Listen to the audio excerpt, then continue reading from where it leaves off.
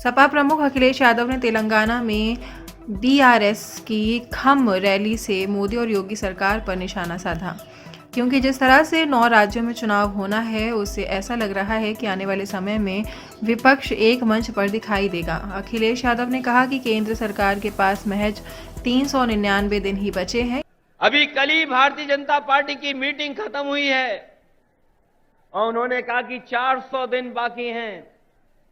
हमें तो लगता था कि ये सरकार तो वो है जो दावा करती थी कि हटेगी नहीं, अब तो वो स्वयं स्वीकार कर रही है कि अब 400 दिन हैं। जो सरकार अपने दिन गिनने लगे, जो सरकार अपने दिन बताने लगे, समझ लो ये 400 दिन बाद सरकार रुकने वाली नहीं है। अब तो 399 दिन बचे हैं।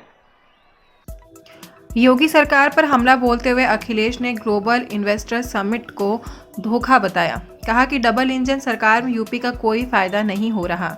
मोदी सरकार पर हमला बोलते हुए अखिलेश यादव ने कहा कि जो सरकार खुद अपने दिन गिन रही हो वो क्या बचेगी। मंगलवार को राष्ट्रीय कार्यकारिणी की बैठक में प्रधानमंत्री नरेंद्र मोदी ने कहा था कि सरकार के पास अभी 400 दिन हैं।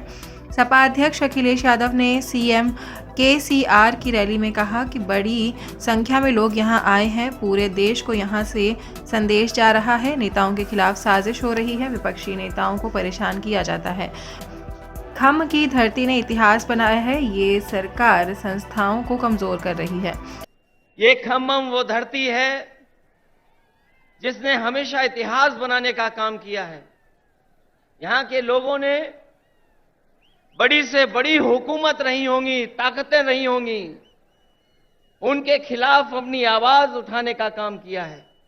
यहां के किसान, यहां के नौजवान, अगर किसान कभी इकट्ठे हुए हैं और अपनी आवाज को बुलंद करना पड़ा होगा तो यहां के किसान इकट्ठे होकर के अपनी आवाज बुलंद कर करके उस समय की हुकूमत को हिला के रख दिया।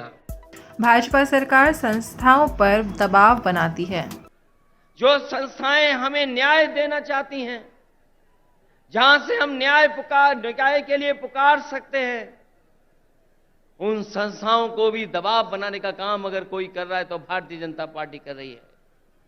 और खासकर भारतीय जनता पार्टी जिसकी सरकार दिल्ली में है, एक एक सरकारें जो चुनी हुई उनको परेशान कर रही है।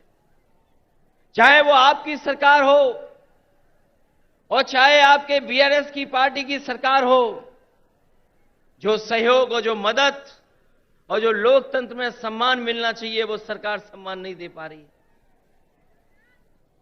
समय समय पर रुकावट कैसे पैदा हो, नेताओं को कैसे परेशान किया जाए, उनके खिलाफ क्या साजिश की जाए, उनके विपक्ष के लोग जो उनके सामने खड़े होकर के सवाल पूछते हैं, उनको किस षड्यंत्र से उनको दबाया जाए, उनकी छवि कैसे खराब की जाए, ये भारतीय जनता पार्टी की सोची समझी सी रणनीति के तहत काम कर रहे हैं।